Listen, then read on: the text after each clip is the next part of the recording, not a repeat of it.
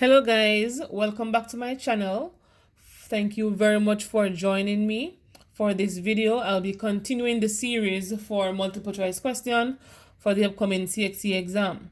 The first question is, in which of the following Venn diagram below does the shaded region represent X union Y in bracket complement? So basically, X union Y is basically saying, I remember before we even go there, remember that union means or, intersection means and. Alright, so the union is the U, and that means or, the intersection means and. And once it says or, it means everything in the sets, the listed sets, you're going to be listing those without repeating them. Alright, and means in both of them. But for or, you're going to be listing everything without repeating.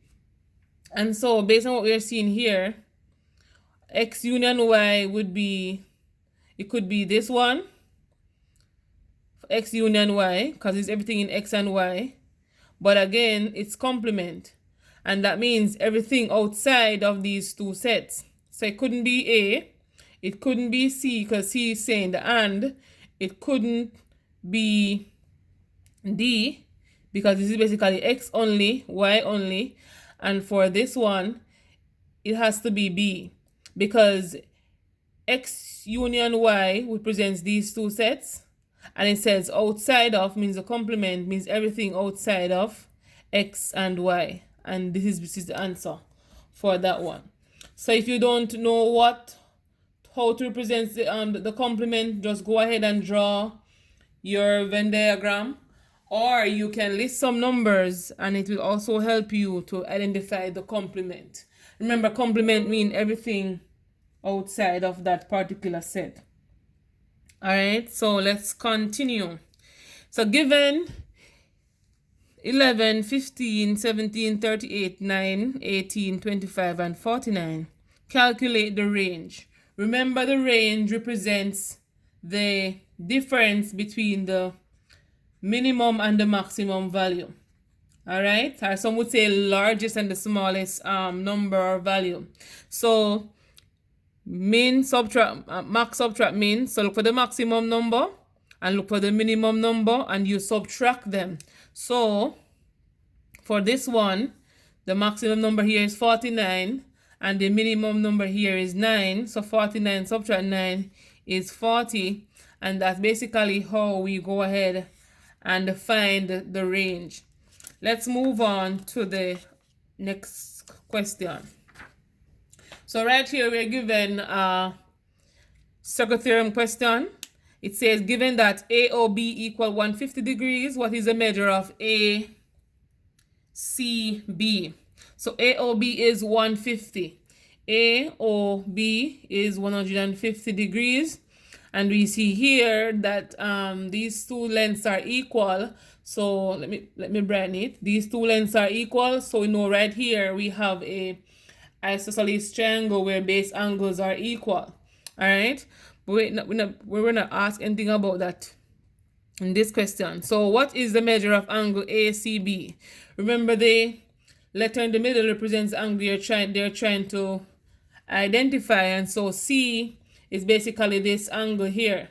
And we know the rule that says angle at the center is twice the angle at the circumference, or some would say angle at the center is half the angle at the circumference, or twice, or some would say angle at the circumference is half the angle at the center.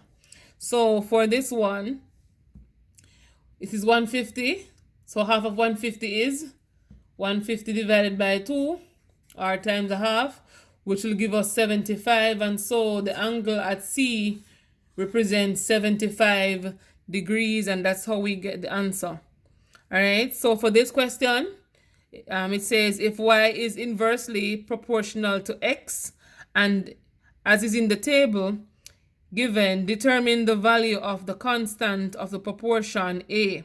And remember, we did variation questions a few times ago, and we always did directly. So for inverse variation, we know that, I'm going to put it at the top here.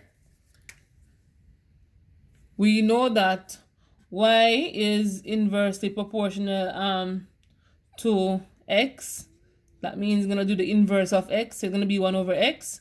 Same thing as saying y is equal to a over x. Why did I put a over x instead of 1 over x?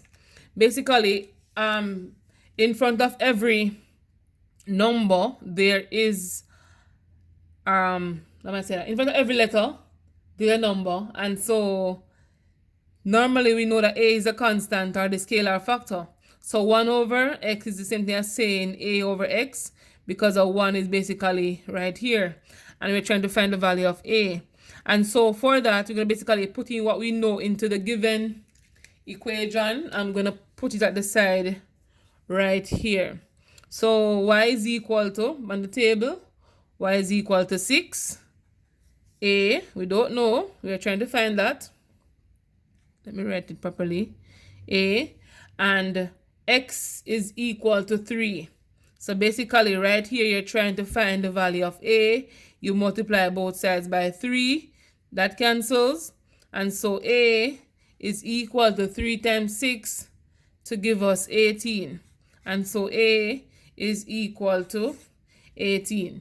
You could even use this one as well. I'm going to put it right here. Use this one, the same equation. So y is equal to 3. So 3 is equal to a over x is equal to 6. If you multiply both sides by 6 by carrying out the operation of integers, a is equal to 18. So whichever one you choose to use, it gives you the same answer. All right, guys, if you need more questions like these, or even the one I've done before, let me know so I can get those questions for you. All right, so for this question, so given that the bearing of O to A is 135 degrees, calculate the measure of angle AOB. All right, so O to A is 135. That's this region here. And remember, bearing is always a movement from the north line. So we want to know the measure of AOB. AOB, so basically this angle here, I'm going to call that theta they want us to find. To find theta, we know that angles on a straight line equal to 180 degrees.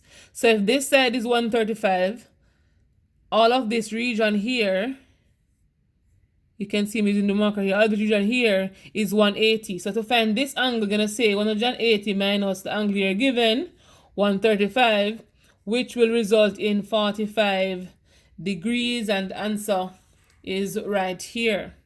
Okay, so there are different ways they could ask this question, guys. It's just for us to understand how to interpret it. All right, and so if P, next question, if P equal factors of 12 and Q factors of 16, then P intersect Q, and remember intersection means and. That's very important for us to remember. That means and. Intersect Q equal. So first we need to know, guys, what are the factors of 12 and 16. Some persons always get this mix up because they think factors and multiples are the same thing. So factors are smaller numbers that can go into the given number. Just try to remember something along that line. Smaller number that can go into this given number. And so 12, where we have 1, 2, 3, 4, 6, and 12. So we know that 1 and 12, 1 and the number itself is always a factor, and that's a given. So for 16, we have 1, 2, 3, no, 4, 6, no, 8, and we have 16. So it says P and Q. What numbers are common to both P and Q? So we know that 1 is common, 2 is common, and 4 is common. And so 1, 2, 4 is the solution, and it's right here. All right, guys, I hope you understand what I just explained. If you need additional help, please leave a comment in the comment section below.